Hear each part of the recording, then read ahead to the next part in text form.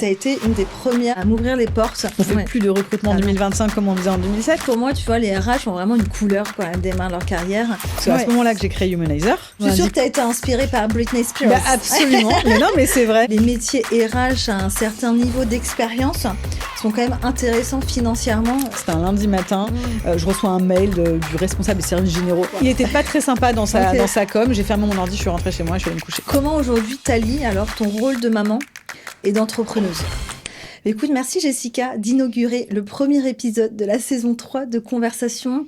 L'objectif, c'est, on connaît la Jessica, la DRH, voilà, la queen de la French Tech DRH. Mais j'ai envie dans Conversation d'aller plutôt vers l'humain et comprendre un peu ton parcours, comment t'es venue au RH, les moments difficiles, les moments joyeux, et puis voilà ton nouveau projet avec Blue Maze où t'es passée de l'autre côté en tant qu'entrepreneuse. Donc l'objectif, voilà, c'est vraiment de discuter. Juste avant, je voulais, pourquoi j'ai voulu aussi t'inviter, c'est parce que moi je suis arrivée en 2018 à Paris, après 5 ans en tout cas à Londres. J'arrivais dans un tout nouvel endroit. Moi, plutôt charentaise.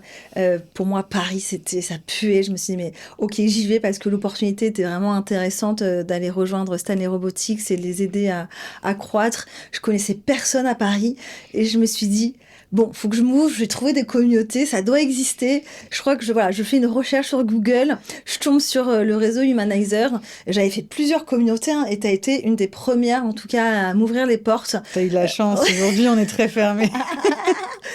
Et à l'époque, en fait, j'étais talent manager et j'ai pris après la fonction RH progressivement et tu m'avais quand même ouvert les portes et merci parce que déjà, c'est que parfois, c'est vrai que les RH, ça peut être un certain entre-soi. Et malgré tout, tu vois, de former, ça ouvre, on grandit ensemble. Et je trouve que c'est une superbe histoire après à raconter. Et donc, l'objectif, c'est de me dire, qu'on puisse te découvrir différemment. Donc, raconte-nous un petit peu comment t'es venue dans les RH. Le passé, le présent, le futur. Super. Je pense que c'est... On a combien de temps? On a 40 minutes. Ok, il va falloir être concis. Oui. Écoute, le passé, c'est vrai que je crois qu'en fait, on vient un peu au RH souvent par hasard. C'est un peu dommage. C'est un autre sujet, mais comment on arrive à ce métier? J'en parle un petit peu en ce moment, mais moi, je voulais être avocate. C'était mon but dans la vie. Je voulais faire du pénal. Je voulais défendre les gens, etc. Et puis rapidement j'ai vu pendant mes études que ça me convenait pas. En fait, j'étais juste pas bonne et je travaillais pas assez, il y a pas de mystère. Et donc petite claque et donc gros doute et j'ai trouvé une formation spécifique en droit du travail appliquée. Là, t'avais quel âge à peu Là, près? j'avais du coup j'avais 21 ans, c'était ma troisième année. Donc t'avais fait un bac. Du coup, j'étais en fac de droit. Donc, tu avais fait un bac ES, un bac littéraire, ouais, et tu as fait une fac de droit. Ouais, j'ai fait un bac littéraire parce que j'ai appris 3 langues, du coup. T'étais genre les littéraires. À fond, t'as pas idée. Baba cool. Un peu de tout. J'ai du mal à imaginer la Jessica. Je te montrerai les photos, mes looks de mes photos de classe de la seconde à la terminale, ça n'a rien à voir. T'étais Sarwell, non? Non, mais j'ai eu une année un peu bizarre, effectivement. Veste chopée aux puces et tout, mais par contre, mon année de terminale, je vois très bien le look que j'ai. J'étais fan d'Ally McBeal. Et je m'habillais, c'était mon inspiration look. Donc j'avais des jupes, des bottes. Donc t'avais changé un peu de look alors? J'avais complètement changé de look, j'avais pas trop un look de elle, en terminale. Mais en seconde première, c'était un peu compliqué. Sachant qu'on était je parle de ça, j'ai passé mon bac en 2000, donc ça date un petit peu. Je suis allée en fac de droit et puis... la troisième année, je redouble, puis troisième année, ça fonctionne toujours pas. Donc, et là, j'ai bifurqué dans une formation spécifique, vraiment droit et relations sociales dans l'entreprise. Donc, quelque chose, c'était toujours à la fac de droit, mais dans un institut plus petit, où on était 30 par classe. Donc, vraiment un truc beaucoup plus professionnalisant aussi, avec des stages obligatoires, ce qui n'était pas le cas à la fac de droit avant le bac plus 5. Et puis, en fait, j'ai eu la chance de faire des stages super concrets, donc notamment en agence d'intérim et dans la banque, mais dans une petite entité régionale à la Société Générale. Et donc, ça m'a montré que en fait, les RH, c'est vraiment ma voie. Surtout le recrutement, je faisais beaucoup de recrutement. Et mes premiers jobs, je les ai faits là-dedans. Donc, tu as commencé par le recrutement. J'ai commencé par le recrutement. Alors, moi, je suis aussi arrivée à Paris un petit peu par hasard et d'ailleurs sur une mission d'intérim chez Accenture. Donc, autant dire que je m'investissais pas à fond dans cette ville de Paris. Et finalement, j'y suis restée 15 ans, quasiment. Donc, sur un coup de tête, j'ai accepté cette offre et finalement, ça m'a donné vraiment l'impulsion dans ma carrière. Très focus recrutement, il fallait recruter des ingénieurs, 400 par an et tout. Donc, c'était vraiment l'usine quand même, mais ça a été aussi extrêmement formateur. Ouais, okay. C'était très formateur et en fait, tu vois, ce matin, j'étais à une bataille de pitch entre RH, etc. Oh, génial, okay. Il y avait quelqu'un qui était représentant de la marque employeur chez Accenture et c'est super intéressant parce que c'est vraiment une super marque de fabrique. Ce qu'ils font encore aujourd'hui, c'est quand même très inspirant. Ils sont très bons dans ce qu'ils font. Aujourd'hui, en plus, ils font beaucoup de choses en faveur de la diversité et de l'inclusion, ce qui n'était pas le cas à mon époque. Ils sont engagés notamment dans la semaine de 4 jours. Enfin, ils s'attachent vraiment. Ouais, ils ont complètement évolué. Et en même temps, c'est toujours cette boîte, structurée, qui va vite, qui est efficace.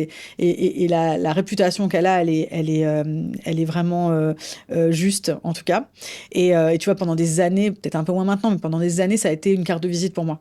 Ah, t'es resté un an et demi chez Accenture. Ouais, j'avoue, Accenture, surtout quand tu restes un petit logo. peu. C'est un gros logo à avoir. Ouais, c'est ça. Pourtant, je suis restée qu'1 an et demi, mais c'était déjà parlant pour certains. Et puis après, en fait, il y a eu la crise financière. Alors, juste avant d'avancer, là, t'avais un rêve. T'avais quelque chose où tu te dis, mon rêve, c'était de devenir avocate. Ouais. J'ai échoué. Ouais. J'ai fait plusieurs années, là, tu t'es dit, qu'est-ce que je vais faire de ma vie? Ou tu t'es dit... Ah oui, mais complètement. En fait, ouais. c'était horrible. Ça, je le passe un peu vite, mais c'est vrai que moi, j'ai toujours bossé à côté de mes études et j'avais un job étudiant où je faisais des enquêtes téléphoniques pour un institut de sondage. Je fais ça 3 ans. Et j'ai eu de la chance parce qu'en fait, ça m'occupait les soirs et les week-ends. Et du coup, j'ai complètement arrêté mes études en 3e année et j'ai fait ça full-time. Donc, je suis allée faire des enquêtes toute la journée. Pendant tout le reste de l'année scolaire, en fait, le temps que je me trouve. Et mon copain de l'époque, je le remercie. Récemment, j'ai fait un autre podcast où j'en ai parlé, mais je peux que le saluer parce que c'est lui qui a eu, je pense, la ténacité d'aller chercher justement une opportunité pour moi. On était tous les deux à la fac de droit, donc il était sensible aussi à ma recherche. Et d'ailleurs, c'est drôle parce qu'aujourd'hui, il fait du recrutement. Alors que lui, il est parti sur une autre voie à la base, etc. Mais comme quoi, on y revient toujours. Et c'est lui qui a trouvé sur le site internet de notre université. Donc c'est lui qui t'a trouvé le job. Non, pardon, la formation. La formation. Donc c'est lui qui m'a permis de reprendre pied, d'aller sur cette voie très professionnalisante qui me convenait beaucoup mieux que, tu vois, continuer 3e année, 4e année. Ouais, franchement, ça a été vraiment grâce à lui. Comment il t'a convaincu, en fait? Parce que finalement, si toi... le droit, relations sociales, je vois le lien très fort malgré tout. En fait, ça restait une entité de la fac de droit. Ça restait donc, une entité, il y avait, je pense, 80% des cours, c'était du droit. On avait des cours de GRH, on avait des cours d'économie, d'ergonomie du travail, de sociologie des organisations. C'était super intéressant. Donc, c'était vraiment très, très chouette. Et en même temps, il y avait vraiment le côté professionnalisant qui me manquait à la fac de droit. Tu vois, j'avais plus envie de passer de concours parce que l'école d'avocat, malgré tout, c'est un concours d'entrée. C'est intense. Et c'est très intense et je m'étais vraiment mis dans la tête que c'était pas pour moi et pas de regret parce que c'est pas du tout une fonction que j'ai envie d'occuper aujourd'hui. Tu vois, je pourrais avoir une équivalence, etc. Et ça me fait plus du tout envie. J'aime beaucoup l'aspect pratique des RH et l'aspect conseil des RH qui est l'aspect qui me plaisait le plus dans le job finalement d'avocat. Donc c'est vraiment grâce à lui. Et donc après le premier job, franchement, j'ai postulé bêtement. Et là tu t'es dit c'est bon, j'ai trouvé un truc qui m'intéresse. Alors tu doutais encore ou c'était quoi le rêve? Non, t'avais plus de rêve? Si, bien sûr, mais le rêve c'était avant tout déjà c'était de gagner ma vie. D'être confortable financièrement. Mes parents pouvaient pas m'aider, j'avais 0 argent de côté. Voilà, j'ai toujours, je suis une vraie prolétaire au sens pur du terme où je n'ai comme ressource que celle de mon travail, pas d'héritage en vue, etc. Bon, accessoirement, tu le sais, mais je suis orpheline, donc j'ai pas, enfin, ma mère est décédée il y a très très longtemps, et j'ai absolument, je savais qu'il n'y avait pas de manne financière qui allait tomber d'une manière ou d'une autre. Tu peux compter que sur toi. Absolument. Et donc, mon but, c'était ça, c'était d'être confortable financièrement. J'avais pas forcément un titre de job en tête en me disant, oh là là, il faut impérativement... J'avais envie d'avoir une fonction généraliste, je pense, mais j'aimais beaucoup le recrutement. C'est une super bonne manière d'entrer dans le sujet des opérations et puis aussi finalement d'apprendre le métier sur une fonction très terrain. Ça, j'en parle beaucoup aux jeunes diplômés aussi qui se cherchent. Je trouve que le recrutement, il n'a pas bonne presse. C'est très triste. C'est dommage, C'est dommage, tu le sais. On en parle beaucoup, mais en fait, c'est quand même une fonction où on est complètement lié avec la stratégie de l'entreprise. Le recrutement, c'est vraiment essentiel pour mener à bien nos objectifs en tant qu'entreprise. Et donc, être un bon recruteur, c'est vraiment crucial. Et avoir une bonne équipe de recrutement, c'est crucial. Et après, effectivement, ça peut être un bon point d'entrée pour faire d'autres choses et d'avoir des fonctions généralistes. Et beaucoup de RH commencent dans le recrutement. C'est comme moi, tu vois, je me souviens encore de ma doyenne de master à l'IAE me dire « Mais Maud, t'es sûre que tu veux faire du recrutement ? Tu vas t'enfermer, tu vas jamais pouvoir faire des RH. » Et il fallait vraiment que je sois quand même bien motivée, solide, parce que j'avais eu la chance de faire un apprentissage chez Safran dans le recrutement, où je recrutais les alternants et les stagiaires. J'ai dit oui, ça me plaît. Enfin, c'est un métier qui est très concret, c'est super intéressant, très stratégique. Voilà. Et puis c'est un métier qui est en constante évolution aussi. Je pense qu'on fait plus de recrutement en 2025 comme on faisait en 2007. Imprimer les CV de Monster, voilà, c'est fini. C'est ça. Planifier les entretiens pour les managers, mon truc préféré. Oh, je pense qu'il y a encore des. Je sais, c'est une blague. je sais. Ouais, mais c'est ça en fait. C'est un métier qui est hyper riche, qui est hyper vivant, parce qu'en fait déjà tu touches à tout un tas d'emplois dans l'entreprise. Tu as une bonne vision de ce qui se passe dans l'entreprise aussi. Tu es vraiment là pour aussi incarner le visage de l'entreprise. Donc quand tu as je pense une appétence un petit peu, pourquoi pas commerciale, même si je sais que c'est un mot qu'on n'aime pas trop en RH, mais en réalité c'est ça aussi, c'est vendre la marque employeur. Et après, moi, j'ai toujours fait du recrutement en interne. Je savais pas jusqu'à maintenant ce que c'était de travailler côté cabinet. Mais vraiment, ça a été vraiment un super tremplin. Donc, en fait, pour moi, tu vois, les RH ont vraiment une couleur quand même démarrent leur carrière. Toi et moi, on a une majeure recrutement. D'autres RH vont avoir une majeure droit du travail. D'autres vont avoir différents types de majors. Et c'est vrai que ça fait, c'est un super pouvoir en plus qu'on peut avoir en entreprise. Et par contre, on doit se former sur d'autres, notamment sur les autres sujets. Mais on a cette major-là, comme une major droit du travail, doit se former sur le recrutement, parce que c'est pas quelque chose évident et inné. C'est pas évident, et c'est pour ça que tu te retrouves avec des RH, je pense, qui croient encore à tort que le recrutement, c'est de l'intuition, et qui pensent pas que c'est quelque chose de structuré. Alors, bien sûr, ce n'est pas une science, on passe notre temps à le répéter. Cela étant, avec de la structuration, avec de la méthode, c'est ce qui est nécessaire pour être un bon recruteur. C'est pas aussi soft que ce qu'on pourrait croire, en tout cas, je pense, pour, encore une fois, être bon dans ce qu'on fait. C'est pas juste un truc de rencontrer des gens puis d'avoir le feeling, oh, celui-là, je le sens pas, le fameux... Et je trouve que, tu vois, il y a une belle opportunité aujourd'hui pour le recrutement, de vraiment apprécier cette partie stratégique du recrutement, d'évaluation, plus que, et je vais me faire taper sur les doigts, que le sourcing, qui est une tâche assez rébarbative. Et c'est vrai qu'avec l'intelligence artificielle, je pense que c'est une fonction qui va progressivement faire place à autre chose, on ne sait pas trop quoi, mais à place à autre chose, pour vraiment se concentrer sur notre mission première pour le recrutement, c'est d'attirer des talents et aussi d'évaluer et trouver la bonne personne pour l'équipe. Et donc tout ce côté évaluation, mettre en place une scorecard, l'entretien structuré. Et donc c'est vrai que c'est une belle opportunité aujourd'hui, et c'est quand même, nous on est assez dans notre bulle, je trouve, de start-up tech, mais déjà de mettre en place une scorecard et un entretien structuré, c'est énorme. Je suis de l'autre côté maintenant, donc je sais, effectivement, je découvre. Il y a des choses, effectivement, des sujets qui pour moi étaient traités, gérés, et c'était évident. Alors peut-être effectivement parce que dans l'écosystème startup, on avait l'impression que tout le monde ne jurait que par cette méthode, notamment ce dont tu parles, la méthode Who. Sans forcément dire que c'est la meilleure méthode du monde, mais ne serait-ce que la structuration, en fait. Oui, elle est appréciable. Et déjà, rien que ça, effectivement, c'est encore très, très parcellaire. On n'a pas du tout fini l'exercice, je pense, dans la plupart des équipes, parce qu'on est sous l'eau, parce qu'on est sur un max de sujets différents. Je pense, j'ai rencontré des gens qui, notamment, avaient un rôle, ils appelaient ça HR 360, qui fait qu'en fait, moi, je suis convaincue que quand on fait ça, on fait pas très bien notre boulot sur tous les aspects, c'est pas possible.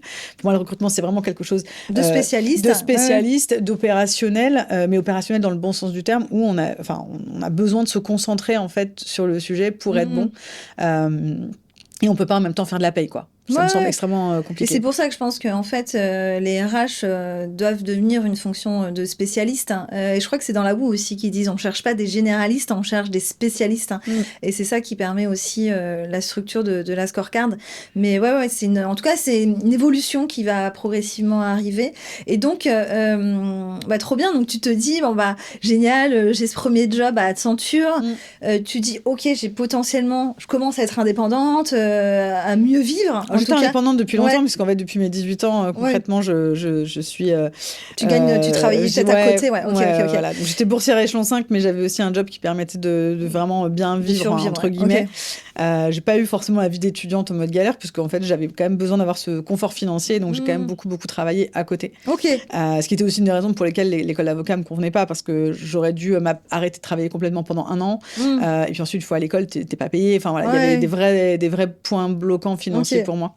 Ouais, donc t'as toujours l'argent était important. Bien sûr. Ouais, sans tabou. Ouais. Tu penses que ça vient en effet de ta jeunesse, voilà, et donc c'était pour toi un objectif. Alors attention, l'argent c'est relatif parce que c'était pas être la plus riche du monde, parce que sinon j'aurais pas fait RH. Bien gagner ta vie. En tout cas, être confortable, pas regarder les prix quand tu fais tes courses, et avoir donc c'est vrai que d'ailleurs si j'avais voulu vraiment super bien gagner ma vie, je serais allée en cabinet de recrutement et j'aurais eu des primes commerciales, et tu vois, j'avais quand même dans ce qui me drivait, il y avait quand même aussi le sens de mon travail, l'impact que je pouvais avoir aussi. Et c'est ce qui m'a fait aller vers les plus petites entreprises, parce que finalement, voilà, j'ai fait mes armes Accenture Orange, et puis ensuite j'ai switché vers une entreprise où on était 150, 200 à peu près. C'était quelle boîte ? Ça existe toujours, ça s'appelle Séquence Communication. C'est une société qui fabriquait les puces 4G. C'était le tout début de la 4G.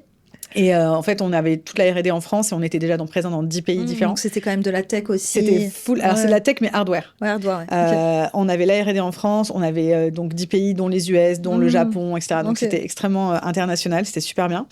Et là, j'ai eu enfin un job moitié recrutement, moitié projet, moitié admin aussi. J'ai vraiment touché à tout. Voilà. Et progressivement, en fait, je me suis un petit peu éloignée du recrutement, mais finalement, même dans les jobs les plus généralistes que j'ai eu, il y avait souvent 20, 30%, même 40% de mes objectifs qui étaient basés sur du recrutement, parce que j'ai souvent fait des entreprises en pleine croissance. Et c'est un enjeu crucial, en tout cas. Et on me recrutait souvent pour ça, parce que je l'avais déjà fait, parce que j'avais recruté des techs, etc. Notamment, ça a toujours eu la réputation d'être un peu les profils les plus difficiles à recruter. Et c'est aussi ce qui me fait dire que c'est un job qui mérite de faire évoluer, en fait, d'être... Quand tu vois là, des chargés de recrutement à 25K, ça fait mal au cœur. C'est pas le salaire auquel j'ai commencé chaque jour. Mais aujourd'hui, même 22 quoi, je crois que j'ai vu des choses. Donc c'est sûr que, et même, tu vois, j'ai l'impression même, je pense la fonction RH junior est mal payée. Tu vois, je pense aussi à des gestionnaires de paye qui sont aussi à 22, 25K, tu vois. De moins en moins, parce que en fait, il commence à avoir une technicité folle et on ne trouve plus personne. Une pénurie sur le marché. Donc, mais quand même, il y a encore... surtout sur les jobs juniors, et puis surtout si tu rentres peut-être à Bac+2, effectivement, ça peut être encore... Non, clairement, on n'est pas sur les métiers les mieux payés de la boîte. Plus tard, je trouve que quand même les fonctions RH, plus tard, quand même, tu vois, moi, toute ma vie, je pensais que j'allais gagner 2000 €, quoi. C'est vraiment tu vois, j'étais dans ce carcan, et de me dire, ah ouais, quand même. Tu vois, je suis arrivée, donc j'avais fait une augmentation de Londres à Paris, donc j'avais négocié 42K déjà, tu vois, quand je suis arrivée. Après, j'ai augmenté progressivement. Donc, je pense que quand même, les métiers RH à un certain niveau d'expérience sont quand même intéressants financièrement. Mais il faut avoir un petit peu... Voilà, il faut avoir de l'expérience. Un petit peu bourlingué, ouais. Et puis, voilà, aussi bouger de boîte. Mais c'est pas... Voilà, quand même, moi, je trouve que c'est intéressant à un certain niveau. Non, mais je regrette pas... je pense que par rapport au degré d'implication, au niveau d'effort que j'ai pu fournir, clairement, je pense que j'ai pas souvent été bien payée pour ce que je faisais, on peut le dire. Au début, non, mais même pendant longtemps, en fait. Je pense à une boîte où il a fallu qu'on recrute quelqu'un sur le même poste que moi. Moi, j'attendais une augmentation que je n'ai pas eue. J'avais toujours le minimum de minimum, alors que j'étais la seule personne qui parlait anglais sur une équipe de 8. Et alors qu'on était dans une boîte franco-anglaise. Donc, j'étais la seule qui pouvait communiquer avec l'équipe en Angleterre. Et il a fallu attendre que quelqu'un soit recruté sur mon poste homologue. 20% de plus. que moi, pour quelqu'un de plus junior en plus et qui ne parlait toujours pas anglais. Et là, j'ai commencé à râler. Donc là, on m'a donné ces 20%. Mais en fait, je suis partie parce que c'était déjà fini en fait dans ma tête. Ça faisait des années que j'attendais d'être, juste récompensée en fait à la hauteur de mon investissement. C'est dans la même boîte où j'ai fait un burn-out. Donc de toute façon, il n'y avait pas d'augmentation qui aurait compensé quoi que ce soit. Tu vois, on en parlait hier avec Sandrine dans l'autre podcast que j'anime avec Marine Dubois sur People Place. C'est qu'à un moment donné, quand on voit qu'une entreprise ne fait aucun effort pour vous retenir, faut prendre le message. Voilà, à un moment donné, faut se poser des questions et donc se dire, en effet, on part, quoi. Et c'est fine, tu vois. Oui, mais voilà, t'as un attachement, ça fait X années que t'es dedans. Tu espères aussi parce que t'es un bon soldat et je pense qu'on fait ce job aussi parce qu'on aime faire plaisir aux gens. Alors, j'ai arrêté, je te rassure. Le fameux people pleaser. Exactement. Et donc, on se dit qu'on va abandonner des gens, on va les lâcher. Je manageais une équipe, tu vois, j'avais cet engagement-là. Et en fait, effectivement, il faut effectivement avoir cette conversation très directe avec son management. Est-ce que vous êtes prêt à... Est-ce que vous croyez en moi, en mon potentiel? Exactement. Est-ce que vous avez envie d'investir sur moi par rapport à ce que je viens de faire avec vous, etc. Est-ce que ça mérite ou pas une révision et voilà. Et c'est vrai que il faut pas avoir peur d'apprécier ce qu'on fait et de mériter, en fait. Et c'est drôle parce que dans cette boîte-là, je t'assure, c'était pas juste la RH, mais en fait, dans toutes les équipes, on avait tout le temps ce problème. Comme quoi, le boulot de Sandrine Dorme, il est très important parce que faire des études de rémunération, etc., faire du conseil, c'est super important. À chaque fois que quelqu'un partait, on payait toujours la personne suivante, on la payait 10K de plus, quoi. Est-ce que ça aurait pas été bien de les donner à la personne? Éviter la formation, on avait beaucoup d'attrition et c'était dommage parce que c'était une entreprise où on prenait souvent des gens avec un bon potentiel, qui étaient relativement juniors et donc ils apprenaient le job avec nous. Et après, ils atteignaient une sorte de plafond, si tu veux, où du coup, ils évoluaient plus. Et sauf qu'en fait, sur le marché, il n'y avait pas tant de gens qui avaient le niveau d'expertise qu'on cherchait par rapport à ce que nous, on était capable de faire. Intéressant. Et donc, difficile, mais bon, beaucoup de boîtes encore font malheureusement ce genre de pratique et c'est dommage. Et c'est à nous, RH, de parfois porter ces messages en interne et de se dire, en fait, c'est débile. D'analyser en fait les raisons des départs, quand c'est des départs involontaires, qu'on n'a pas souhaité, c'était pour quelles raisons, tout ça, on peut le traquer. Hein. Tout à fait, ok, donc là, tu rejoins donc, cette PME de 150, je pense qu'à l'époque, on disait pas start-up. Non, et d'ailleurs, c'était une époque où on faisait pas non plus les levées de fonds comme on a pu faire, etc. Nous, c'était en 2010. Okay. Et nous, pour obtenir l'argent qu'on voulait, on a fait une entrée en bourse. Donc, c'est la seule entreprise dans laquelle j'étais, où j'ai assisté en tout cas à une entrée en bourse à New York. Et alors, à l'époque, pour arriver à obtenir, je crois que c'était 65 millions de dollars. Tu vois, aujourd'hui, c'est des choses qu'on pourrait obtenir par des levées de fonds. Mais nous, on a dû aller faire cette introduction. Donc, c'était hyper excitant. C'était très difficile aussi, bien entendu. J'imagine. Mais ça a été vraiment un énorme apprentissage de participer à ce type de projet. Donc, évidemment, dans un contexte très international. En plus, 2010, ça devait être un peu chaud encore en termes de crise économique. Et ça repartait, justement. Ça repartait, Et donc, c'est pour ça qu'on a pu le faire. Mais ça a demandé ce qu'on appelle un roadshow avec les fondateurs qui allaient rencontrer les investisseurs, etc. Après, ça a été assez difficile parce que en fait, le marché américain, c'est un marché ce qu'on appelle de petits porteurs. Donc, quand tu rentres en bourse, finalement, tu as plein de tout petits actionnaires qui peuvent vite te lâcher si les chiffres ne leur plaisent pas. Et donc, il y a eu une valorisation très, très forte dans les premiers mois. Et ensuite, ça s'est complètement cassé la figure. Et la société existe toujours. Mais c'est vrai que ça a apporté beaucoup... Enfin, ça a fait un gros impact sur l'image, notamment. Oui. Et finalement, les levées de fonds peuvent avoir un côté un peu plus confortable parce que du coup, tu es avec des investisseurs privés qui siègent à ton board, etc. Tu lâches de la gouvernance, mais tu n'as pas forcément cette volatilité d'actionnaires. Ok. Comment tu arrives alors dans l'environnement? Donc là, on est en 2010. Bon, moi, je suis pas encore diplômée. Hein. T'as vu là, 2010. Je suis plus vieille. 2010, là, je prépare mon départ en Moldavie, tu vois. Où je vais rencontrer ma femme. Mais donc 2010. Et donc là, qu'est-ce qui se passe? Comment tu rentres dans les startups? Alors donc c'était déjà une start-up. Ensuite, je rentre chez Photobox. Alors Photobox, c'était une start-up plus ou moins parce que c'était une boîte fondée en 99. C'était innovant quand même. C'était très. Alors ça existe toujours. Moi, je suis encore cliente. J'aime bien ce qu'ils font. Donc, je fais des albums photos. Je suis la cible maintenant puisque la cible, c'est principalement les jeunes mamans.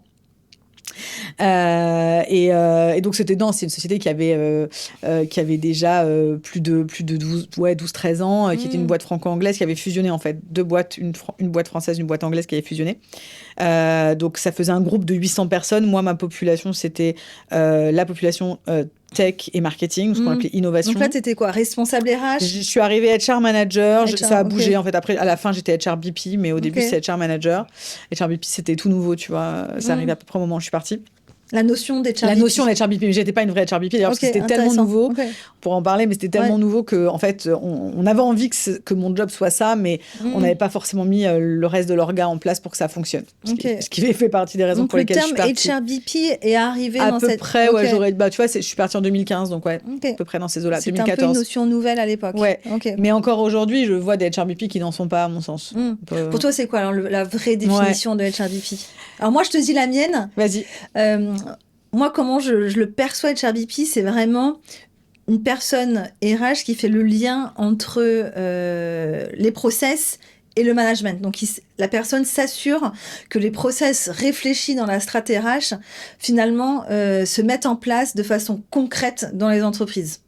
Au niveau des équipes, voilà. Donc, ça fait vraiment ce lien entre, OK, on a un process, fine, mais maintenant il faut qu'on s'assure qu'il s'est mis en place et peut-être aussi s'assure que les équipes sont bien, le manager a tous les outils en place et potentiellement réfléchissent à là on voit un bug, peut-être qu'il y a un truc à faire au niveau RH, tu vois. Eh ben, moi, je commencerai par ça, effectivement. Moi, je l'appelle le account manager de ses clients internes. Pour moi, c'est un rôle vraiment très stratégique, très... en lien avec le business, en fait, c'est quelqu'un qui doit, à mon sens, qui doit passer plus de temps avec les opérationnels, avec les personnes, qu'avec l'équipe RH. Parce que, naturellement, c'est quelqu'un qui appartient à l'équipe RH, mais son rôle, il est d'aller siéger dans toutes les instances de décision de ses clients, etc. Par exemple, tu es la HRBP des tech, tu vas dans le codir de l'équipe tech, potentiellement, tu vas à leur démo, tu vas à leur sprint planning. Tu t'assois même avec eux. Oui, c'est ça, littéralement, en fait. Et comme ça, en fait, tu sais ce qui est en train de se passer, tu es au courant de ce qu'ils sont en train de faire et tu apportes justement les process, tous les programmes RH, tu les traduis pour eux, mais aussi tu fais remonter aux équipes RH plus ce qu'on appelle des centres d'excellence. En fait, c'est ça qui est important pour les HRBP pour que ça fonctionne. Il faut que le reste tourne. Et ce qu'on appelle, dans les plus grosses boîtes, on appelle ça des centres d'excellence ou des centres opérationnels. C'est qu'en fait, le recrutement est géré, les opérations RH sont gérées, la formation, tout ça, ça ne rentre pas dans le scope du HRBP. Pour moi, le HRBP, il ne peut pas faire tout faire. Ça, c'était le HR manager à l'ancienne, je dirais. Et c'est OK d'être un HR manager dans une boîte de 30 personnes. Peut-être que ça suffit quand tu commences à te structurer, quand tu commences à avoir des équipes qui ont des besoins très spécifiques. Bon, traditionnellement, il faut une personne dédiée. Voilà. Moi, je pense évidemment aux équipes tech, aux équipes marketing aussi, aux équipes business, tu vois, qui ont besoin vraiment de soutien RH particulier. Et cette personne RH qui est vraiment en fait, connectée. Elle est terrain, et puis elle est terrain. Voilà, mais elle est connectée en fait à la réalité de ce que font ces opérationnels. Je pense que le danger dans une fonction RH, on le sait, on vient vraiment de la fonction comptable, on a un côté très back-office, très support. C'est l'image, c'est l'image, c'est l'histoire aussi. Cette fonction, elle vient de là, en fait, tu vois. Du côté comptable, tu comptes tes gens, quoi. Pour moi, le rôle du HRBP, le gros intérêt, il est là. Mais pour qu'il fonctionne, il faut qu'il soit soutenu par ces centres d'excellence. Si on les a pas, c'est-à-dire, j'en connais des HRBP qui ont une charge de recrutement, vraiment au sens sourcing, poster des annonces, ça marche pas. Ils peuvent plus faire leur rôle. C'est un peu les architectes. Pour moi, c'est vrai, c'est vraiment des architectes entre les équipes et la RH en tant que telle. Ceux qui font le lien. Ok. Donc côté ta photoboss, donc là t'es HRBP, tu finis HRBP et puis comment t'arrives à ta fonction de DRH? Donc je te dis c'était une ambition d'être DRH. À ce stade à ce stade et j'ai beaucoup appris avec Photobox, c'était vraiment top parce que l'équipe elle était structurée, il y avait du monde, j'avais une DRH vraiment top avec laquelle on est toujours en contact et que j'admire beaucoup et en fait tout simplement je t'expliquais le sujet de rémunération, etc. Elle était déjà partie à cette époque-là, la DRH, mais j'ai postulé ailleurs, j'étais en process dans une agence de pub et dans une start-up. La start-up m'a fait une proposition en premier. J'ai voulu quand même aller jusqu'au bout de l'agence de pub, juste pour le principe, parce que c'était une agence un peu avec une image un peu marrante et je sais pas, j'avais envie de me frotter à ce monde-là. Et j'ai eu un dernier entretien lunaire. Ok. Je t'en ai jamais parlé de ça, je pense. J'ai eu un dernier entretien avec... c'était Les Trois Frères, tu vois, le film avec des inconnus. Oui, ouais. J'ai eu le boss, en fait, de Pascal Légitimus, qui est pubard, en fait, dans le film, qui est un consultant en pub. Et donc, j'ai eu un DG qui m'a fait asseoir dans un siège. Enfin, lui, il était à son bureau. Le siège, il était vraiment tout bas. J'avais les genoux quasiment au niveau de la bouche. C'était juste ridicule. Enfin, je me sentais hyper mal. Enfin, il y avait un vrai truc de pouvoir, tu vois, très désagréable. Il a pris une haltère et puis il a commencé à faire des... Wow. Ah ouais, quand tu m'as dit lunaire, je m'attendais pas à ça. Non, c'était vraiment lunaire. Et puis surtout, après, ce qui s'est passé, c'est qu'il m'a raconté un poste qui avait rien à voir avec tous les entretiens que j'avais fait, alors que j'avais vu le futur manager, le legal, la finance. J'avais vu tout le monde, sauf lui. Et lui, il me raconte un truc complètement à l'opposé. Donc, c'était un vrai problème. Ouais, déjà, tu vois que la communication... Et puis, voilà, il y avait des trucs dans le poste qui me plaisaient pas du tout. C'est pas du tout ce dont on avait parlé. Puis après, je descends... et je vois une affiche qui dit, donc dans les bureaux, qui dit s'il vous plaît, ne fumez pas dans la cour intérieure après 22h. Et là, je me suis dit, avec le logo de la boîte, je me suis dit, mais en fait, ok, donc les gens sont encore là au bureau après 22h, mais en fait, je n'ai pas envie d'aller là-dedans. Ouais. Et donc, j'ai appelé celui qui est devenu mon boss et je lui ai dit, ok, c'est bon, je suis allée au bout et, là, merci pour ton offre et j'arrive. Et donc, je suis devenue la première RH. Il y avait 15 salariés dans la boîte. Donc, j'étais là. C'était chez qui? Ça s'appelle Intercloud, c'est là où on s'est rencontrés quand j'étais chez Shift déjà. Ouais. Et après, tu as fait Shift. Okay. Et donc, c'était super chouette. Et donc, ils venaient de faire une série A. On a fait la série B ensemble. On a ouvert des pays. Donc voilà, là, tu as commencé à prendre la casquette de DRH. Et je suis arrivée... Alors, je crois que mon titre, c'était encore HR Manager. Et puis après, progressivement, je suis devenue HR Director. Ouais. C'est quoi pour toi la différence entre un HR Manager et un DRH ? En fait, ça dépend Responsable RH et DRH. Ouais. En fait, ça dépend beaucoup de la structure. En fait, le job title, c'est pas tellement, c'est pas si important que ça. Tu vas avoir des leaders, tu vas avoir des head of HR. Ouais. En fait, ce qui est important, c'est... je pense dans le rôle de DRH, c'est être la personne qui définit la stratégie. Et en relation en direct avec le CEO, avec la direction, avec la direction, Okay, mais tu vois, finalement, j'étais HR manager et je reportais aux dirigeants et aux founders. Donc, en fait, j'avais déjà... on me donnait pas un mandat de définir la stratégie. Je suis arrivée, de toute façon, il y avait 15 personnes. Je veux dire, il n'y avait pas non plus... il fallait surtout exécuter à fond et parce que tu étais post-série A, tu avais un peu d'argent, il fallait faire des choses. Et après, il a fallu un peu plus réfléchir... plus long terme. Et donc, alors, on peut en parler. Donc, c'est à ce moment-là que j'ai créé Humanizer, qui est, comme son nom indique... Je suis sûre que que tu as été inspirée par Britney Spears. Absolument. Mais non, mais c'est vrai, vrai. Et d'ailleurs, ça fait partie des critères. Les gens qui reconnaissent que c'est Britney Spears, bon, maintenant, je le dis, mais c'est comme ça qu'ils rentrent.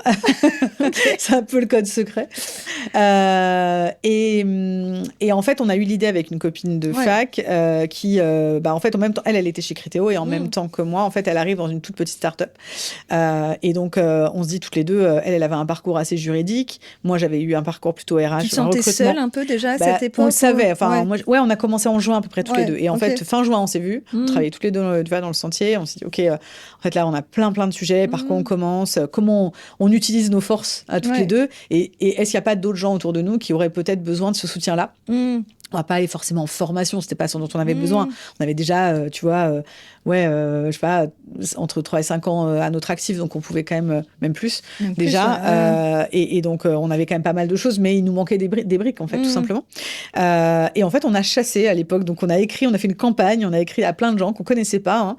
Salut, on est Humanizer, on voudrait créer cette communauté pour rejoindre, comme on avait utilisé le terme, vraiment joindre nos forces. Et devenir meilleurs ensemble. Est-ce que ça te dit?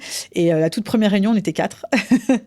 On commence tous quelque part. Mais c'est très bien. Et franchement, tu sais, parfois, on avait des réunions, on était peut-être 5, 6. Mais en fait, ce qui compte, et encore là, tout à l'heure, je déjeunais avec une personne que j'ai fait venir sur le groupe. Et elle m'a dit, c'est top. J'ai pu déjeuner avec des personnes que j'ai trouvées hyper inspirantes. Ça m'a fait du bien. J'ai jamais fait ça avant dans ma carrière. J'ai jamais fait de réseau.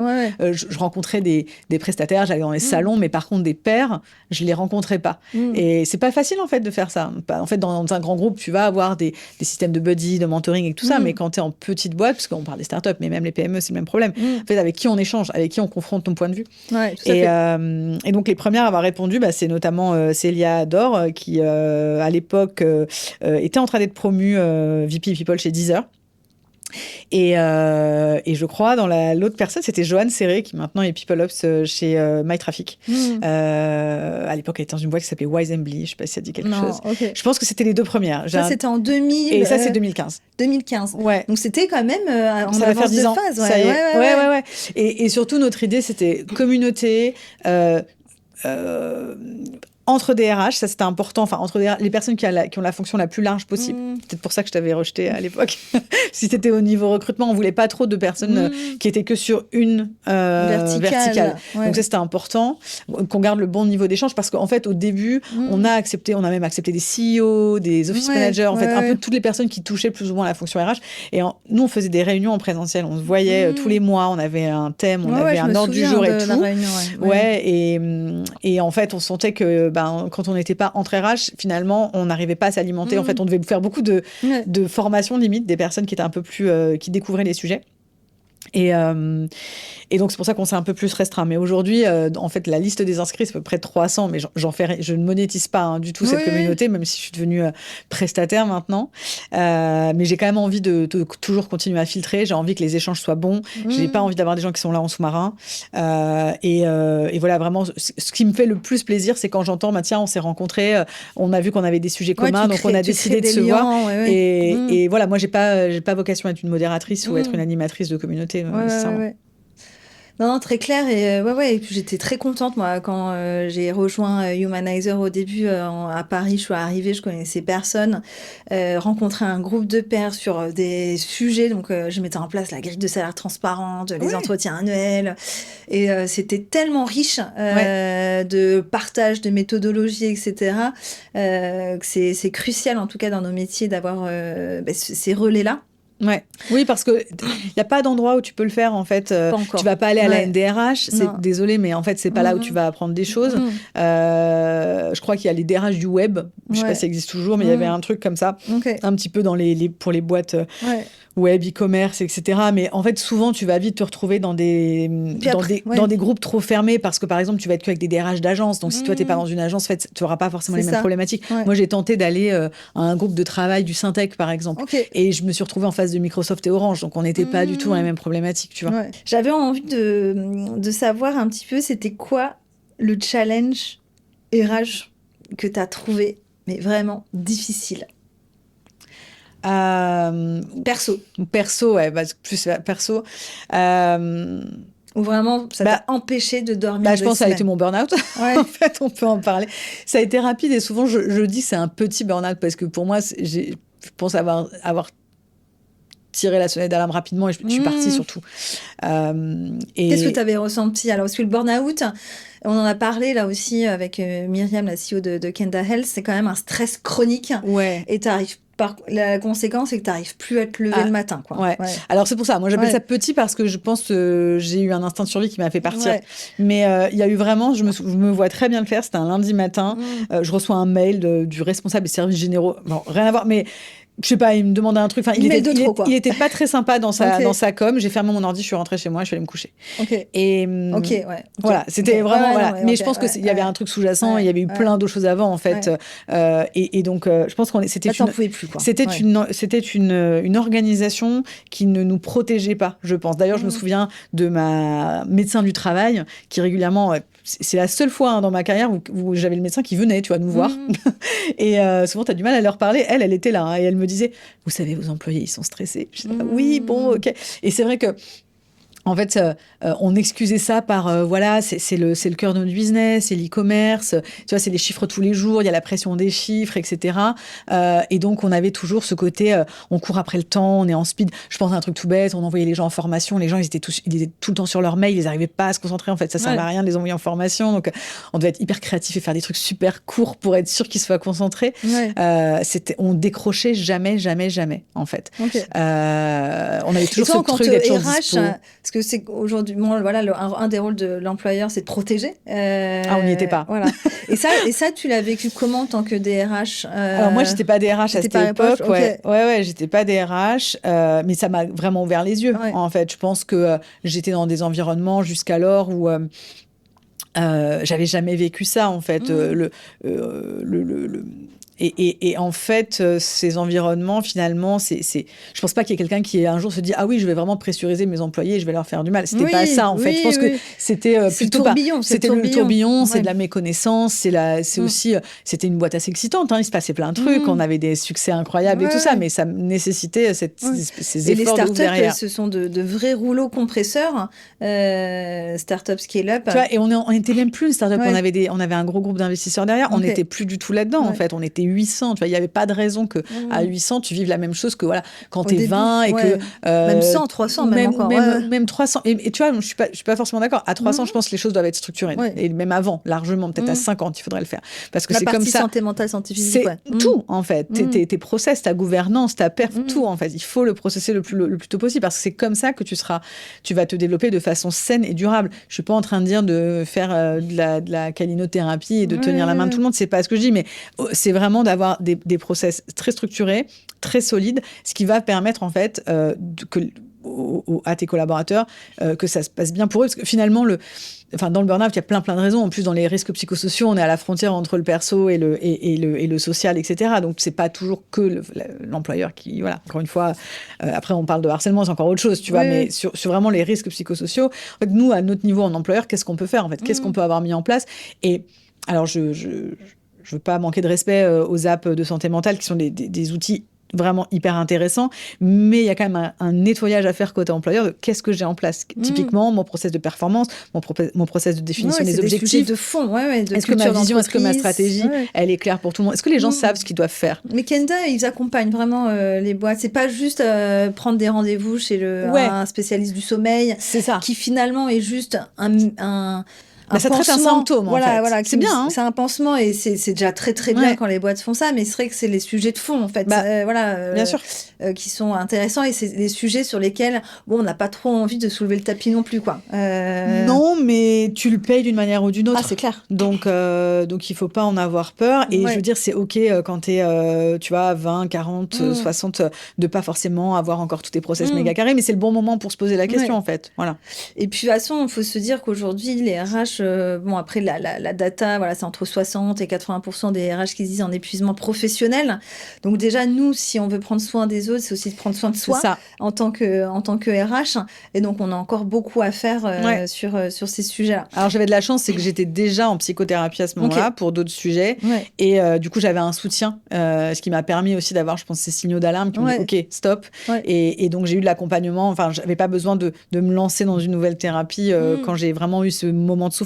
Ce qui s'est passé en revanche et qui a été extrêmement violent, c'est que j'ai eu 48 heures d'arrêt, tout simplement. 48 Ouais. OK. Et je suis revenue. 48 jours, donc t'as dit quoi? Non, 48 heures. 48 heures. D'ailleurs, est-ce que c'était un arrêt? Je me souviens même plus si je suis allée voir un médecin. En tout cas, je me suis absentée 2 jours. OK. Et je suis revenue et ma boss m'a dit cette phrase qui me marquera toute ma vie. Même pas comment ça va, qu'est-ce qui s'est passé, etc. C'est est-ce que tu veux qu'on calcule le coût de ton départ? Oh mon Dieu. C'était ça la phrase. C'était pas j'aimerais bien qu'on se sépare, parce que ça pourrait être écoute, en fait, Jessica, je pense qu'on s'entend pas, on n'est pas alignés, qu'est-ce qu'on peut faire? Voilà, on va se séparer et comment on va s'y prendre? Est-ce que tu veux qu'on calcule le coût de ton départ? Elle t'a fait culpabiliser. Surtout, elle m'a montré qu'elle voulait pas du tout faire le moindre effort. Et moi, j'ai dit, mais OK, donc moi, j'étais hyper engagée, j'avais envie de faire bien les choses, etc. Donc, je l'ai quand même mal pris. J'ai pas dit non, je l'ai un peu mal pris. Puis j'ai cherché à fond à côté et j'ai trouvé très rapidement, heureusement, donc dans cette start-up. Et quand le DG, qui était dans mon scope, le DG France, a su que je partais, il a même voulu me rattraper en me disant, mais en fait, je préfère, tu vas pouvoir m'être rattaché directement, sors des RH et deviens ma HR BP à moi tout seul dans l'équipe France, etc. Et ça va bien se passer. Mais c'était trop tard, la rupture était consommée. Déjà fait, OK. Donc, OK. Et donc, après, comment t'es arrivé à l'entrepreneuriat? Il y a quand même, aujourd'hui, l'étude, en tout cas, l'Institut Montaigne, c'est que 30% des actifs, là, dans les 2 ans, vont potentiellement donc devenir indépendants. Donc, il y a quand même un nouveau mode de travail qui arrive aussi encore potentiellement sur la table des RH. Comment ça t'est venu, ce côté de dire, OK, je me lance à mon compte? Donc, on n'est pas forcément des fonctions non plus business, entrepreneuriales, ça vient de plus en plus, voilà, ça vient de plus en plus, mais on n'est pas formé. On n'est pas formé sur ces enjeux-là. Comment ça s'était venu? Je le découvre depuis quelques années qu'il y a beaucoup de gens qui se mettent en free, effectivement. Déjà, premier step, c'était toi, parce que c'est toi qui m'as demandé d'être ta mentor. Exactement. Et donc, j'ai fait le setup auto-entrepreneur. Bah oui, parce que je l'avais jamais fait. C'était en 2018, quand je passais talent manager. J'ai créé mon statut à ce moment-là. Et puis après, il y a eu toi, il y a eu d'autres personnes, tu vois, qui m'ont sollicité un petit peu comme ça. D'ailleurs, c'est aussi comme ça que j'ai eu mon job d'après, donc qui était chez Shift Technologies, puisque la VP Ops, elle faisait partie du Humanizer, elle me demandait régulièrement elle me sollicitait, alors je crois que je la facturais pas, mais elle me sollicitait sur des sujets comme ça. Et en fait, quand ils ont ouvert un job de DRH, elle me l'a proposé. En freelance? Non, en CDI. Non, en CDI en fait. Et donc, donc je suis allée. Donc j'ai pas fait tout de suite le switch, mais en tout cas, ce côté un peu mentoring m'a ouvert des portes. Et puis, quand j'ai eu mon dernier job en CDI chez Ornicar, j'ai eu la proposition le jour de ma cérémonie de mariage. Voilà, donc le 3 octobre 2020. Double célébration. Oui. De toute façon, j'ai continué à passer des entretiens avec eux pendant que j'étais déjà sur mon lieu de mariage, etc. Donc, j'étais vachement engagée. J'avais dit à mon mari, écoute, je suis hyper contente, j'ai l'offre, mais je pense que ce sera mon dernier job en CDI de ma décennie, là, ma quarantaine qui allait commencer, en fait, ce sera mon dernier. Et ça s'est produit, effectivement, ça a été complètement réalisé. Et donc, voilà, j'ai eu un bébé. Ouais. Quelques mois avant d'accoucher, le fondateur de Blue Maze, Mehdi, m'a contacté pour me dire qu'il réfléchissait à créer une entité de recrutement de fonction RH et qu'il voulait quelqu'un pour leader ça et être vraiment le visage externe de cette activité. J'étais pas du tout prête, je me sentais pas du tout. J'étais à fond dans mes sujets, etc. Et puis aussi un petit peu quand même me préparer à avoir mon bébé. Ouais. Pas assez au dire de ma sage-femme qui me voyait ne pas être prête. J'allais pas au prépa accouchement, etc. Elle me dit mais madame, vous allez t'étais encore à fond. Elle me dit, vous allez devoir vous arrêter. Tu l'as regretté, cette partie-là, ou pas du tout? Non, un peu, parce que, par exemple, j'ai repoussé le début de mon congé mat, parce que j'étais quand même relativement en forme. Et je m'étais dit, je gratte, je commence plus tard, comme ça, je pourrais finir, je pourrais avoir plutôt une... Tu sais, le congé, il commence quand même assez tôt, bizarrement, alors qu'en fait, t'as plutôt besoin du temps avec ton bébé, tu vois. Je trouve qu'il devrait être plus long après la naissance, finalement. Parce qu'avant, OK, t'es fatigué, mais bon, moi, je faisais un job, je travaillais quand même principalement de chez moi. Je me déplaçais pas mal sur les dernières semaines, mais j'étais quand même chez moi, tu vois, je travaillais dans les bonnes conditions. C'est vrai que des gens qui travaillent debout et tout, évidemment, qui s'arrêtent beaucoup plus tôt, mais bon, moi, je pouvais me permettre. Et puis non, je ne regrette pas parce que en fait, je suis très fière de ce que j'ai construit, donc c'était quand même pour moi quelque part. Et puis du coup, on s'est tapé dans la main très très vite. Mon fils avait 3 mois, même pas. Trop vite, je le dis souvent que faut pas faire ça quand on s'associe. Toi-même, tu sais. L'association, c'est comme un mariage. C'est ça. Voilà, c'est ça. Oui, mais tu vois, avec mon mari, on a décidé de se marier au bout de même pas 12 mois. Donc, on peut décider les choses rapidement. Moi, je suis très impulsive comme personne. Donc, j'hésite pas à foncer. Tu vois, j'ai acheté un appartement sur un coup de tête alors que j'étais en couple, mais je l'ai acheté toute seule. Enfin, j'ai fait des trucs un peu comme ça. Donc, ça te ressemblait finalement. Ouais. Non, c'était complètement aligné. Évidemment, c'était un gros risque, mais je crois que c'est marrant avec mon bébé et tout. Je sais pas, je me sentais dans une phase très créatrice en fait, pleine d'énergie. Intuitive aussi. Ouais. Et puis cette envie. Alors, il y avait une grosse envie pour moi qui était d'être maître de mon temps. Ça, c'est un gros sujet. C'était ton moteur premier au niveau de l'entrepreneuriat. Finalement, en fait, au début, j'ai commencé, j'étais à 50%. Donc, finalement, je l'ai mis chez Sanounous, je l'avais quand même la moitié du temps. Tu as commencé aussi en tant que consultant, je crois aussi. Oui, c'est ça. Et je ne travaillais que 50% de mon temps, donc j'ai fait ça pendant encore des mois. C'est un détail, mais c'est important. Ça m'a permis de continuer à l'allaiter. Parce que ça, c'est très compliqué, en fait, quand on reprend le travail. C'est comment on fait pour avoir un job full-time et continuer à allaiter un bébé. Sachant que l'allaitement, c'est pas juste avoir le bébé au sein, c'est aussi tirer son lait, etc. Donc, il faut avoir le temps de le faire, en fait. Et puis, il faut avoir les machines machine. Donc, quand tu es au bureau 5 jours sur 7, ça marche pas. Et voilà, je l'ai allaité 15 mois. Donc, ça a bien marché. Je l'ai gardé très, très longtemps. Ça lui a bien réussi. Il est bien fort maintenant, grâce à ça. On s'est dit qu'on allait bosser ensemble. Alors, on a tâtonné sur notre mode de fonctionnement. Voilà, c'est là, en fait, où je dis qu'il faut pas aller trop vite. En fait, ça vaut le coup aussi parfois de réfléchir. De se tester, en fait. Mais en même temps, je pense qu'en fait, le fondateur, l'actionnaire principal est aussi intuitif que moi. Et appelez Blue Maze, vous partiez pas de zéro. Non, c'était pas une nouvelle boîte. Oui, mais c'était pas plus simple, justement, parce qu'en fait, il fallait faire de la place aussi. Il fallait que moi, je trouve ma place. Il fallait me faire de la place. Et tu vois, encore maintenant, là, on est en train on refait intégralement notre plateforme de marque, notamment. On se fait aider par une consultante géniale. Et tu vois, on refait ça, on refait nos valeurs, on fait plein de choses, parce que finalement, on a complètement minimisé ce que ça voulait dire d'être une boîte avec 2 personnes, deux fondateurs, avec un seul service qui était le recrutement de métiers tech, à maintenant on est 4, parce qu'il n'y a pas que moi, il y avait aussi un premier salarié qui est devenu associé. Maintenant on est 4 associés et on fait plein d'autres choses. Donc, comment, en fait, nos discours, ils changent, potentiellement nos valeurs changent, parce que, voilà, c'est naturel, en fait, la boîte à ce qu'elle est. Elle n'est plus forcément ce qu'elle était il y a 5 ans. Et donc, comment on tient compte de tout ça ? Et ça, on n'allait pas non plus prendre 1 an pour le faire, tu vois, en chambre. Il fallait aussi se tester sur la réalité du terrain, avec tous les accrochages que ça peut comprendre, évidemment. Mais là, on a fait des choses super. Les plus belles relations sont celles qui aussi se structurent dans des discussions difficiles. Bien sûr.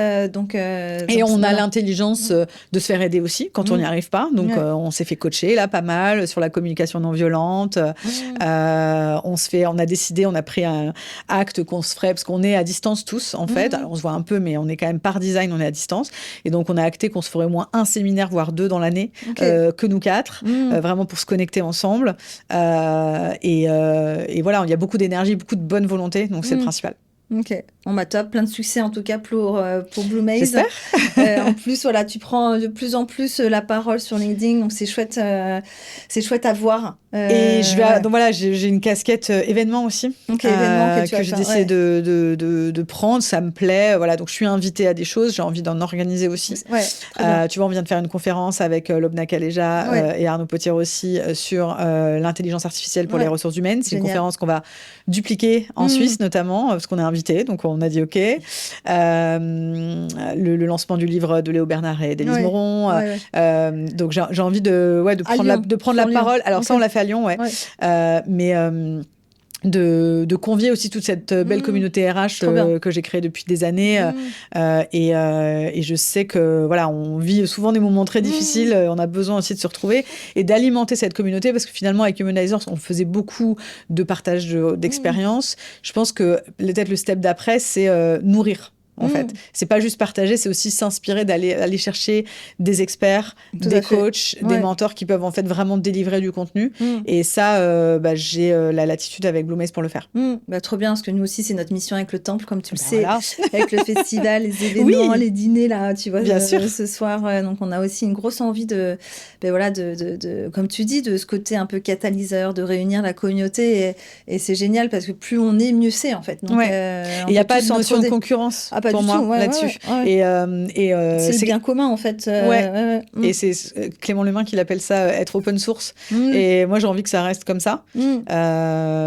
Et du coup, voilà, de créer ces liens-là, de créer cette bonne connexion avec cette communauté RH qui potentiellement, évidemment, deviendra des prospects, des clients. Ça peut arriver aussi, mais on ne va pas forcément le faire en espérant nécessairement obtenir quelque chose. Non, tu le fais pour une mission. Et puis, donc, écoute, trop bien.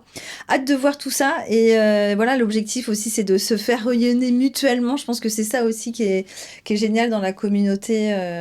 Voilà, d'être de bonne volonté. Et ça, c'est top. Comment aujourd'hui t'allies alors ton rôle de maman et d'entrepreneuse ?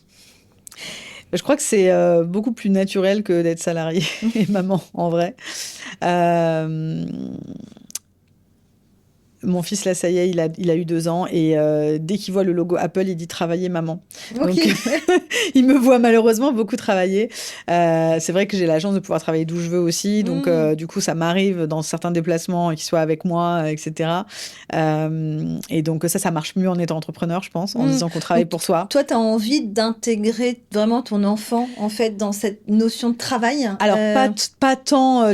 Pas tant parce que déjà c'est impossible en fait avec un bébé qui veut toucher à ton clavier, juste concrètement ça ne marche pas.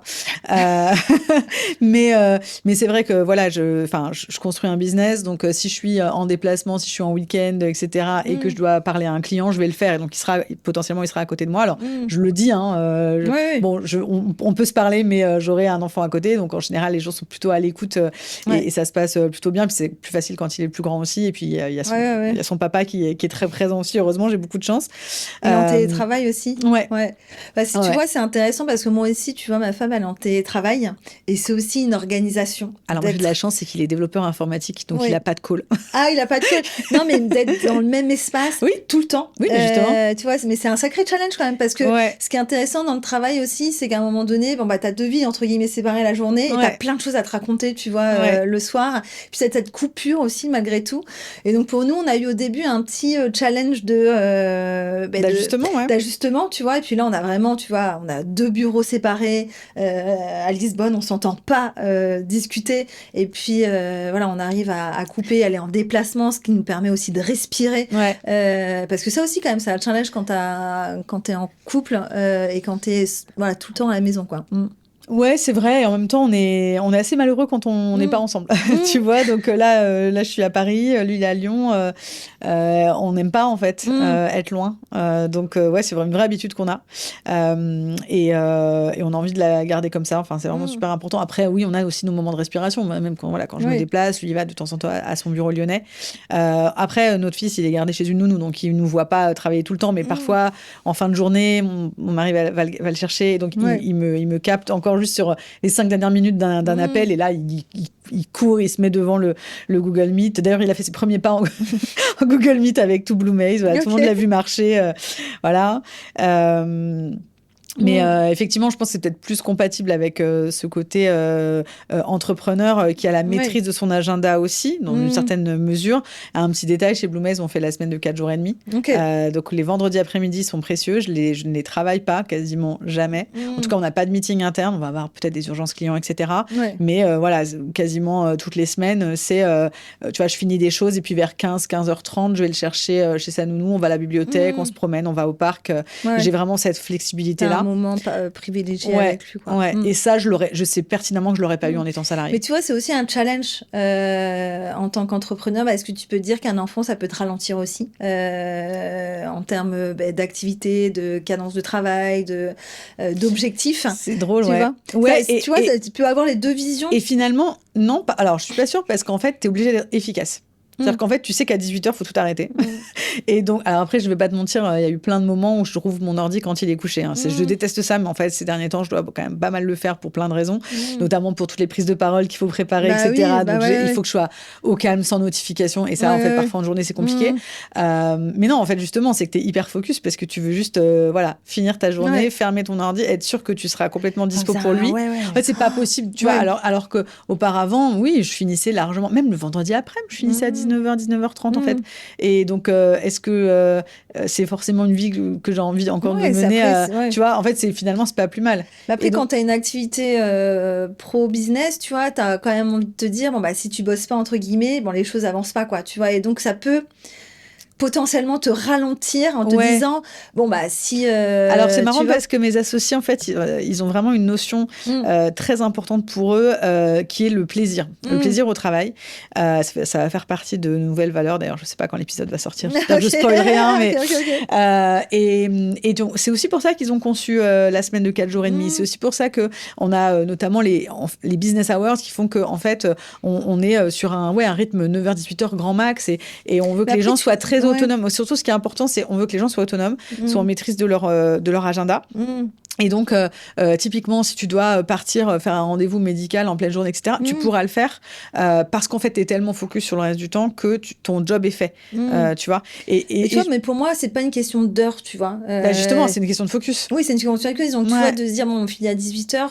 Bon, personnellement, moi, j'y trouve pas forcément un sens parce que, bon, peut-être un peu plus performance, je sais pas moi, en fin de journée. Oui, pardon. Alors, vois, mais bien sûr, non, mais 100%. C'est de se dire, bon, en fait, tu peux commencer à 10h parce que t'es pas trop du matin. Et par contre, c'est vrai qu'en fin de journée, tu sens que t'es plus efficace. Parce que finalement, chacune des personnes a son propre système de Après, nous, on a des plages horaires, on va dire, en commun. C'est indispensable parce qu'en fait, on a des rendez-vous ensemble. Oui, c'est clair. Donc, il y a une réunion qui commence à 9h, 9h30 le matin. En fait, alors, j'y suis pas forcément, mais c'est celle notamment de nos recruteurs. Et donc, ça, c'est... Enfin, le fait de dire on fait en sorte qu'on s'arrête à 18h, c'est aussi pour préserver le droit à la déconnexion. Donc après, bien sûr, si ça après, oui, mais là, je te parle vraiment en tant qu'entrepreneur. Ouais, mais c'est important, la déconnexion entrepreneur. Ouais, mais je pense qu'en fait, on a cette chance-là de se dire, tu vas entre midi et 2. Enfin, voilà, là, moi, j'ai pris 2-3 heures où j'ai fait mes petites affaires. Et donc, c'est cette chance-là de se dire, tu vois, peut-être à 21h, je vais me poser sur ma création de contenu. Non, parce qu'on sera ensemble, en fait, on dînera ensemble. Et peut-être à 23h, je vais me dire, je vais créer. Et donc, je pense que aussi en tant qu'entrepreneuse, c'est pas mal tu vois, et c'est pour ça que typiquement. Et que peut-être avoir un enfant, c'est là où tu vois, moi, j'avais beaucoup d'appréhension de me dire. J'ai plus en fait cette entre guillemets cette possibilité-là de choisir mes horaires parce que il y a un moment donné il faut s'occuper de l'enfant, passer du temps avec lui, etc. Ah mais de toute façon quand tu fais un enfant tu sais que a priori en tout cas ton focus il va être sur lui. Exactement. Et d'ailleurs il y a un truc magique qui se passe, alors surtout quand c'est toi qui le portes, mais il y a un truc magique puisque tout ton corps est transformé, la formule de ton sang change quand tu es enceinte. Les cellules de ton cerveau se transforment, c'est ce qu'on appelle le mommy brain, et le mommy brain ça peut durer parfois 2 ans après la naissance encore. Et en fait, tout est fait pour que tu sois focus sur l'enfant. De toute façon, naturellement, tu l'es. C'est un truc de fou. Hein. Tu peux pas... Enfin, il faut le vivre pour le croire. Et en vrai, mon mari, qui évidemment n'a pas porté enfant, il est un peu comme ça encore. Hein. Lui, il est 100% connecté avec le bébé. Tout est pour lui, etc. Donc, je pense que naturellement, lui, il a fait une thérapie justement pour se faire aider aidez-moi à me retrouver de la motivation pour retourner au travail. Tellement, en fait, il adorait son rôle de père. Tu vois, donc... donc, je pense que naturellement, de toute façon, il y a... Et progressivement, tu retrouves après ce plaisir, justement, de prendre du temps pour toi. Pas les premiers mois, c'est quasiment impossible. Et après, progressivement, c'est un petit être qui prend de l'autonomie aussi, qui a moins besoin de toi. C'est vraiment te dire, en tant qu'entrepreneuse, t'as plus un focus, on va dire, sur ton activité, ton business. Tu vas devoir, en effet, diviser potentiellement ce focus avec un enfant, et donc d'avoir des craintes, des peurs, et donc potentiellement en effet t'organiser un peu mieux en termes de process, etc., pour préparer aussi la grossesse, l'accouchement, l'après, et donc ça a un vrai impact malgré tout en tant qu'entrepreneuse. Mais je te le dis, pour l'avoir vécu, je pense que c'est assez impressionnant comment ça n'est plus un sujet quand le bébé, quand t'es enceinte déjà. Je te dirais. Je te le souhaite, mais c'est plus un sujet parce que la nature, elle est faite comme ça. En fait, c'est juste là, c'est incontrôlable. Donc de base, c'est incontrôlable. Les hormones sont là, donc tout est fait pour ça. Et puis la suite, en plus, de toute façon, t'es tellement focus pour déjà reconstruire ton corps, etc., que en fait, ça te sort un peu de la tête pour pas... Enfin, je ne veux pas te mentir, quoi. C'est pour ça que le congé mat long, c'est vraiment très important pour vraiment... Prendre du temps. On n'a pas d'intérêt à être à nouveau sur des talons 6 jours après avoir accouché comme Kate Middleton, tu vois, ça n'a aucun sens. Et au contraire, il faut prendre soin de soi et pour recharger les batteries et puis pour être meilleur après. Il faut sortir de ce culte de la performance de la mère qui fait tout, qui est partout, c'est impossible. Et plutôt être bonne là où on est attendu aussi, et ce petit bébé qui n'a besoin, qui ne peut vivre que grâce à toi, si tu veux, très naturellement le focus il est là. Et puis et après une fois qu'il est un peu plus grand, effectivement, toi ta priorité c'est juste d'aménager les temps. De toute façon ça ne fonctionne pas, surtout là, un bébé qui grandit, genre à l'âge où il a actuellement 2 ans, tu peux rien faire d'autres. Même lire, c'est pas possible. Donc, si tu veux, les choses se font extrêmement naturellement. Alors parfois, c'est un peu stressant quand tu sais que tu as un peu un truc, tu vois, qui tourne dans ton cerveau. Purée, il faut que je fasse ça, il faut que je m'occupe de ça, etc. Donc tu fais plein de listes. Donc toi, tu as peut-être aussi encore une nouvelle charge mentale aussi. Donc tu vois, mais ça c'est se prépare. Là, ça se prépare, mais faut pas. Les choses se font naturellement. Et puis c'est là où c'est bien d'être deux. C'est vrai que ceux qui font ça tout seuls, je trouve ça très très difficile. C'est bien d'être deux dans la parentalité. C'est bien d'être plusieurs en associé aussi, parce que du coup, tu peux aussi te confier, tu peux t'appuyer, tu peux demander aux gens de t'aider quand toi tu peux pas tenir. Et ça, si j'ai appris un truc justement de mes années de salariat, c'est que il faut apprendre à se faire aider, il faut apprendre à lever la main. On n'est pas parfait et on n'a rien à gagner à être le bon élève qui fait tout, qui se tape tout et qui dit jamais rien en fait. Et je pense qu'en entrepreneuriat, ça ne marche absolument pas. En plus, entrepreneuriat plus RH, on a une tendance à c'est ça. Mais en fait, il y a une valeur à dire non. En fait, c'est ok de dire, tu sais quoi, en fait, ce projet-là, je le ferai pas, même à un client en fait. Et je pense, je la cite souvent, mais je travaillais avec une super recruteuse il y a des années, et elle me disait très souvent non, je ferai pas ce job. Et en fait, ça m'empêchait pas de la rappeler. Je le prenais pas mal. Je comprenais très bien pourquoi elle voulait pas le faire. Elle se disait, ça j'y arriverai pas, je le fais pas. Et je respectais beaucoup. Et c'est de la même manière, tu es à ton compte, tu te fais contacter par un client qui veut que tu bosses pour lui dans 2 jours et tu n'as pas de bande passante. En fait, il va comprendre que sa demande, elle est pas atteignable. Bon, top. Merci en tout cas. On finira là-dessus. Prenez votre destin en main, en fait. Savoir dire non, c'est important. En tant que RH, c'est le travail d'une vie, je pense. En tant que maman et en tant qu'entrepreneuse. Mon fils, il me l'apprend bien à dire non. Lui, il le dit tout le temps, donc c'est son mot préféré. Voilà, ça va être le mot de la fin. Merci, en tout cas. Merci infiniment pour l'invitation. De voir. À très vite. Merci.